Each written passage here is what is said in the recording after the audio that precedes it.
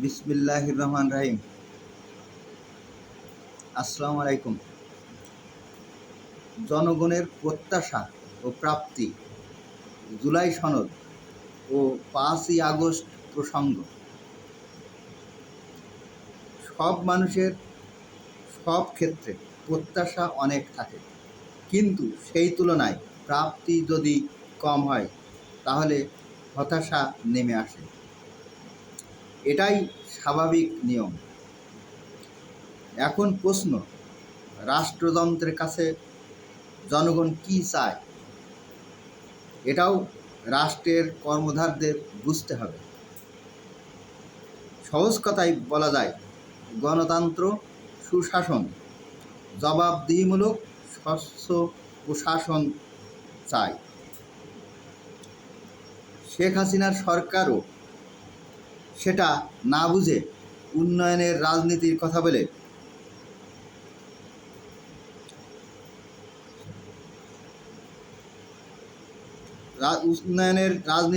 বলার জন্যই 5ই আগস্টের পরিণতি তাকে ভোগ করতে হয়েছে।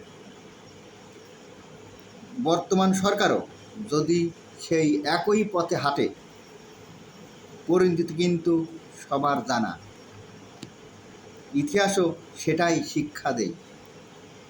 অভ্যুত্থান পাল্টা অভ্যুত্থান ও শেষ পর্যন্ত অকার্যকর অভ্যুত্থানের পরিণতি নেমে আসে, যার জন্য জনগণই আবার বেশি সাফার করে ও দেশ ক্ষতিগ্রস্ত হয়।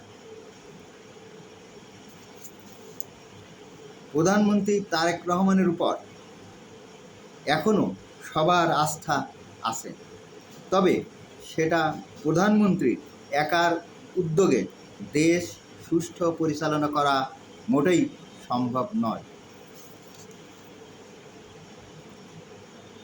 আর সেটা না হলে জনগণের প্রত্যাশা ও প্রাপ্তি পর্যায়ক্রমে মিলান হতে থাকবে। জনগণ কিন্তু সংবিধান, সংস্কার এসব কিছুই বোঝে না।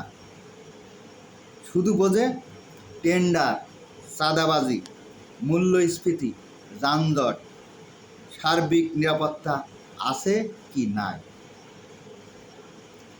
তার সাথে যুক্ত স্বাভাবিক জীবনযাপনের জন্য বিদ্যুৎ, গ্যাস, জ্বালানি ও চলাফেরার জন্য পথঘাট ঠিক আছে কি নাই,